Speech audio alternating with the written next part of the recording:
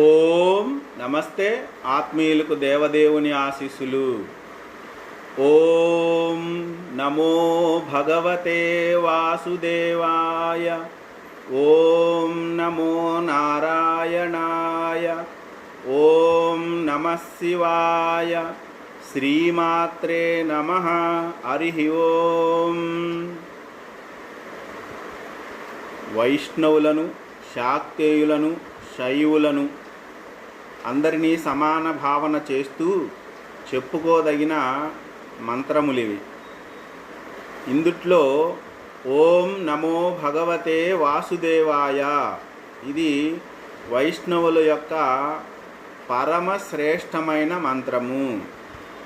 వైష్ణవులకే కాదు, అందరికీ కూడా ఇది సర్వశ్రేష్టమైన 12 అక్షరాలు కలిగిన మంత్రము అని చెప్పుకోవచ్చు.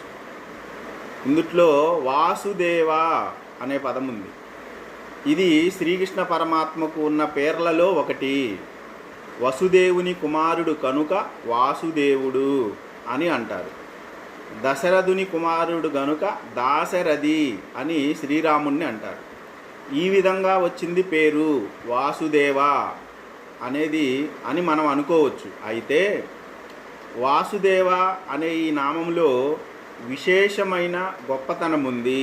అదేంటంటే వాసనాద్వాసుదేవస్య వాసితం తే భువనత్రయం సర్వభూత నివాసోసి వాసుదేవ నమోస్తుతే అని విష్ణు సహస్రనామం స్తోత్రములో మనకు తెలియవస్తూ ఉంది. ఇతడు సమస్త జీవుల హృదయాలలో నివసిస్తాడు కనుక వాసుదేవుడు. ఇతనిలోనే సమస్త జీవులు ఉన్నారు కనుక వాసుదేవుడు అని అర్థం. వసు వాసనాతు అంటే నివాసము, అవకాశము అని అర్థం. వసు అనే పదానికి బంగారము అని కూడా అర్థం. వసుప్రదుడు అంటే బంగారమును ఇచ్చేవాడు. వసుధ అంటే బంగారముని ఇచ్చేది అని అర్థం.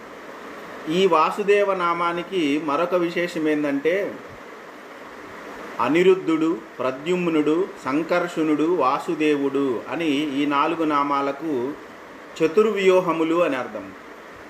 దేవదేవుడు ఈ సృష్టి రచన చేస్తూ ఉన్నప్పుడు తనను తాను ఈ 4 వ్యూహాలుగా మలుచుకొని ఈ యావత్ సృష్టిని కూడా చేశాడు అని చెప్పడానికి ఆ చతుర్వ్యూహాలు అనేవి మనకి విశేషమైన భావాలను తెలియజేస్తూ ఉన్నాయి. ఓం అనిరుద్ధాయ నమః, ఓం సంకర్షణాయ నమః, ఓం ప్రద్యుమ్నాయ నమః, ఓం వాసుదేవాయ నమః అని మనం సంకల్ప మంత్రాల్లో కూడా